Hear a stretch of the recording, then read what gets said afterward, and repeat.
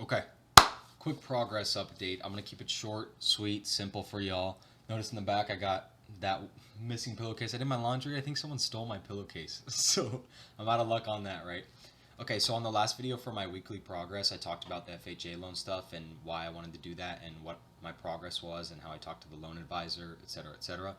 Okay, this is what I've realized, and I have these real estate agents. I essentially have a team. I have two real estate agents, one in Austin, one in San Antonio, that are working for me, right? And how I mentioned, the real estate agents basically don't make money off hourly rates; they make money off of commission, the property that they can negotiate down, right? They get a percentage of what the property value or property price is. So, what I found myself coming into issue wise, to be honest, is I have been in positions of leadership before, but nothing like this. This is a way different. I had my buddy Ryan, the real estate agent that I'm good friends with now. You know, we shoot the shit every now and again, right? But he started bringing me 11 unit properties, and I saw all these big numbers, and I started shitting my pants and freaking out and saying, "Wow, I can make this happen! All these big numbers! Wow, I can $60,000 a year on $1.2 million property." Okay, well, that's not realistic for me, right? And here's why: because I can't use an FHA loan on something bigger than a quadplex. It just doesn't work that way. So I would use a DSCR loan, which is basically a 30% down payment, right, on $1 million property. That's $300,000. I don't have that money. I'm a broke college student, so I can't just pull $300,000 out of my ass, right? And if I went to an investor, the investor could write me a check and say, "Hey, I'll write you this check. We'll give you the $1 million, but you have to pay us back in 2 years." Okay, well, if the property's not even that good of a deal, then why would I try to risk it and pay off $1 million in that amount of time? That's ridiculous, right? So I can just basically buy it in cash from the investors. But that's difficult. It won't work. And so what I found myself doing is I told Ryan and I texted him. I was like, "Bro, if you find any more 11 unit properties, let me know." But the truth is, I have no experience with properties in general. So why am I out here trying to go get the biggest property with the most cash and the most money and that's going to make me the most, right? When it's not really going to benefit me, it's actually going to sink me, because I would go through a property management company that would take care of it, but it's just too much cash right now. And I can do that in the future for sure. It's on my plan, it's on my goals. But for now, I got to stick to the basics, right? So I called Ryan today and I said, "You know what?" Because we were talking about an 11 unit property on the phone. He called me after work and he goes, "So I found this 11 unit, whatever, we're talking, shooting the shit." And I was like, "Look, man, I want to make this super clear right now because I feel like I haven't been clear enough with not only you, but the other real estate agent and then also my loan advisor." I said, let's just stick to the basics here. Let's find a duplex, triplex, or quadplex that cash flows. I'm gonna use my FHA loan, 6.5 or 3.5% down payment. I can come up with 30 grand on a property, right, or 3,500 on a property. Just something super simple, right? Like if it's $1 million property, 3.5% of that's 35 grand. So I told him, I was like, "Look, I know we've been looking at the 11 units. Let's just crumple it up and throw it in the trash can because that's not the goal here. The goal is to find a cash flowing property that I can run and I can live out of for at least for at least a year before I can get a tenant in there. And when I get the tenant in there, it's going to cash flow." So I found myself in this position where I had to figure out how to be a leader. I've been in leadership positions, like I said, but I had to actually take act and lead the team, right? Because these people work for me. And so I found myself in that position. I said, "Okay, I got to pull the trigger. I got to make sure that my team understands what my vision is and what my goals are for September." So I straight up called Ryan. I'm on the phone with him and I said, "Look, Ryan, let's throw it all away. Screw the 11 plexes. Let's start fresh, right? I know I said the 11 plexes. Just hear me out.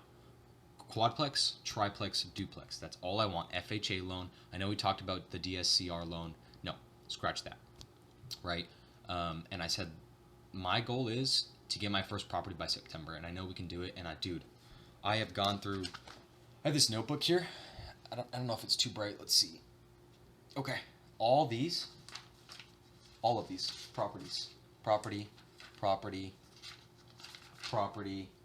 Just I've probably gone through just to find a cash flowing property. I've probably gone through around 400, maybe more, and I've just been working my ass off, right? So it's work. All right, if it was easy, everybody would do it. So I got the bags under my eyes. I've barely been sleeping. I work. I do school. I'm working really hard right now. I got the sales job, and so I just had to call him, and I have the lunch with him too. And I told him during the lunch I want to make this super clear, and I'm gonna write down a synopsis of the properties that I am looking for, exactly what I'm looking for.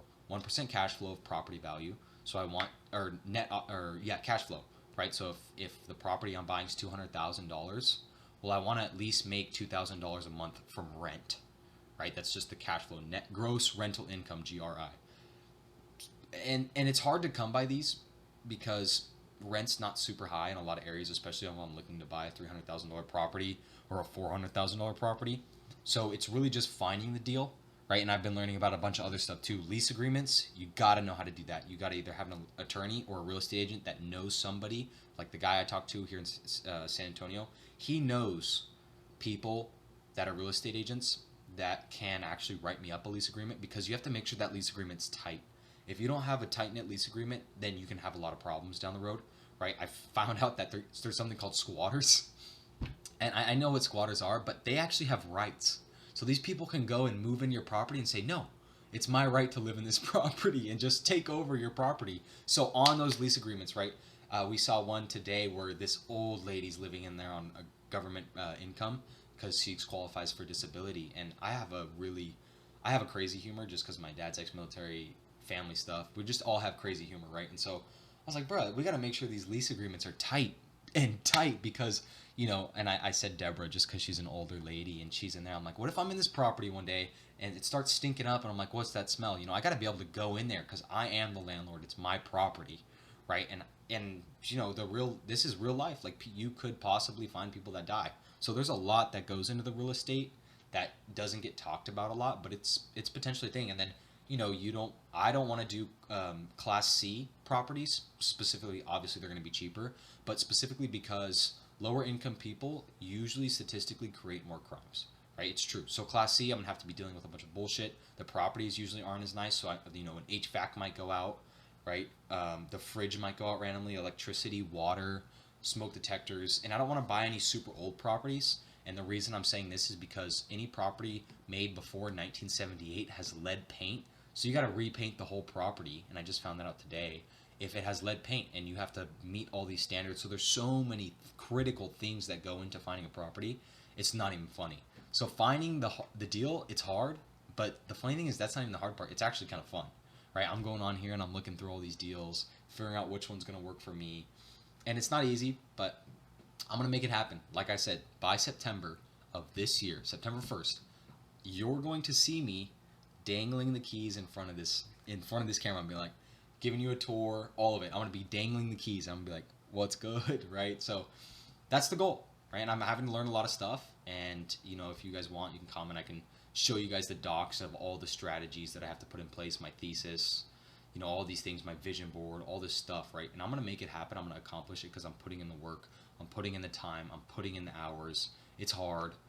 It's a lot of pressure, but I mean, you know what they say, pressures form diamonds, and that's what I'm here for. I don't plan on being mediocre, and I've said this before.